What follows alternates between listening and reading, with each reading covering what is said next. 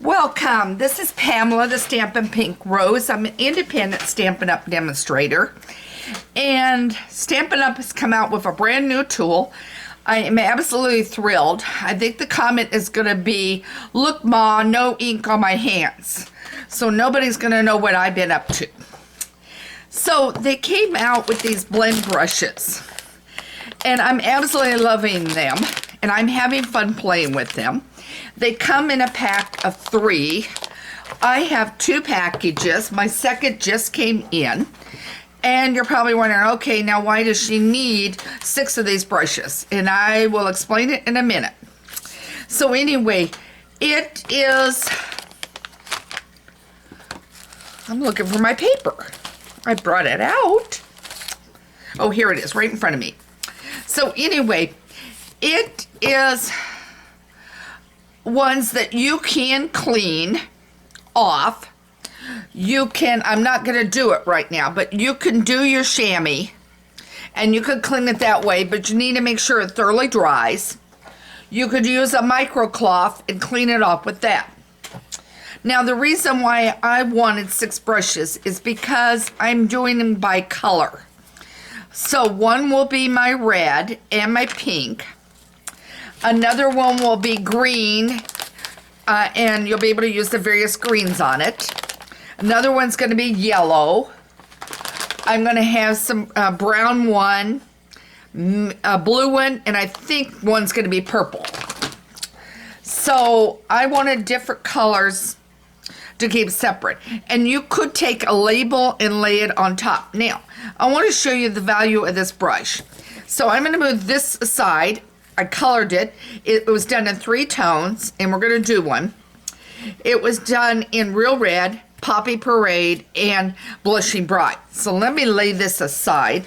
Let me bring in a paper. Now, this is why I told you, did I not bring Blushing Bright out? Evidently not. Okay, let's just get started with this one alone. You're going to get the idea. So now I'm going to take this. You will do a swirling. I have all kinds of instructions on it on my site, Stampin' Pink Rose. So you're going to want to make sure that you check it out because I've got all kinds of information and the order number that you can order this for. Okay, now I am swirling off to the side just to get started. And you want to swirl it. You don't want to not swirl it. This, you want to strictly do a swirling motion on this. And I started over here, and then I'm going to run it here, and I got a little ink on there. I'm going to flip that. Let's start it again. And this paper has ripped, and I did not realize it. I kept this paper down only because I knew I was going to get ink on it, and it was going to be a mess. So I would throw it. You're going to want a piece of paper behind it. Okay, so now you could do it as dark as you want, as light as you want it. Now, I did Poppy Parade. Now I'm going to, I did Real Red. Now I'm going to move up to Poppy Parade. I'm sorry. So, I am so excited over these brushes. And notice how I'm holding it.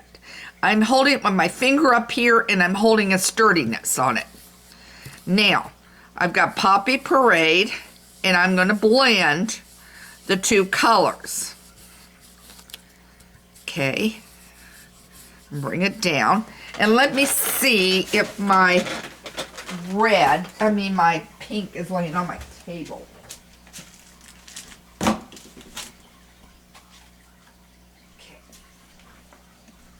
I do have my pink there. So I'm going to grab it. And I'm going to simply, for now, I'm going to simply swirl it off to the side on my scrap paper. Try to take down as much color as I can. Grab my Blushing Bride. Again, grabbing, swirling, and going up and going on and bringing it in as much as you want in a swirl. And you could darken it as much as you want. Okay, let's grab another sheet. So you see how to do that. All right, now I'm going to lay this one aside, and I'm going to grab another one because I'm going to grab another color. And I want you to see this, and then we're going to take one of these colors and we're going to do something else. Okay, so now I have here garden green, granny apple green, and lemon lime. We'll just see how they look together. Have no clues. I've got my brush I'm going to be using as my green. Now this is garden green. You can put it on as light or as heavy as you want. Okay, and you will just play with these. Okay, there we go. Now I'm going to let that one go. And then I'm going to grab granny apple green. And I just swirled it slightly off to the side. It won't hurt it. Okay, now I'm going to swirl again, guys. And then I'm going to bring it over. And I'm going to kind of just try to bring the color together a little bit. Okay. Now I'm going to take that down. And then I'm going to move over to lemon lime. You could have grabbed pear pizzazz. I want you to think of the projects you can do being able to easily use your brush. Stamp an image. Doing that. Now see what I've done? I've got a couple colors and I'm going to bring them together where the edges and they meet. Isn't that neat? I just absolutely love these brushes. And I haven't made full cards. This is the closest card I've made right now because I've just started doing this, but it's going to be a fun one to play with. Okay, so now I have one other thing I want to show you can do with this. We've got mask in the catalog, and I grabbed a mask. And I think the one I'm going to grab is Granny Apple Green. Now, you could fasten that down if you want. I'm just going to hold on to it. And I'm going to grab, yep, you're seeing it. I'm going to grab some color off of the Granny Apple Green. Okay. And all I'm going to do, this time I'm not so much necessarily swirling. I could. But instead, because we're masking and going up and down, and I should tape it down, and I just didn't.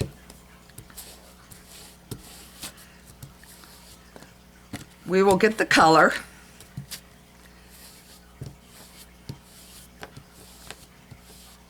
And I am going to go across. So this time I'm using less of a swirl because I've got a pattern here that I'm doing. Okay. Now see what I've done with that? That was super, super easy, and I don't have the ink all over my hand. Now, if I wanted to mask it on both sides, I'm looking for a sheet of paper. I've got my box up here. Here's another idea. If I tape down and they're all the same length,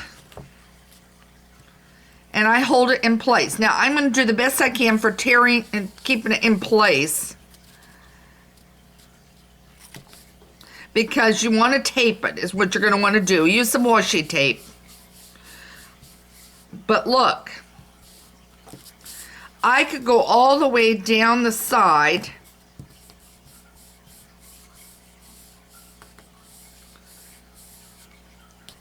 and have this side mask.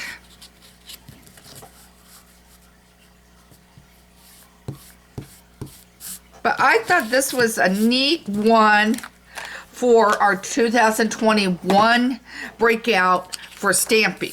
Okay, so now I've got this. I'm not going to use my green anymore today, so I'm going to just wipe it here on my chamois. That's all I'm doing, circular motion. I really don't need to do it with the fact that I'm going to keep it to 1. This says green only. But you're going to have to make sure, now this is slightly damp now. I'm going to have to let this dry before I can do any more coloring with it.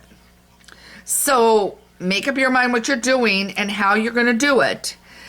But I think it's worth it to have 2 sets of the brushes and just have them by colors. But go ahead and get 1 set at least now and start playing with it and try it and see what you think of using it. But notice how sturdy it is. It's got a big head and I'm able to swirl it. And I don't have the ink on my hands. So I hope this gives you an idea of what to do with the new blending brushes. And as I said, go over to my blog if you're watching this on YouTube, stampinpinkrose.com, because in there I've got a whole list of information about these blends. And I know you're going to love them, and I know you're going to want them. If you don't have a Stampin' Up! Demonstrator, I would love to be yours and help support you in your stamping. I have a lot of new projects and new things coming out. My monthly newsletter just went out on Tuesday. There will be another one coming out the following Tuesday. Every Tuesday, I have a weekly one, except for the first Tuesday of the month. That's a monthly. And I have lots of ideas and techniques and projects and information to support you on your stamping. So I hope you subscribe to my newsletter. I hope you enjoy this project. Take care and have a good day. Thank you.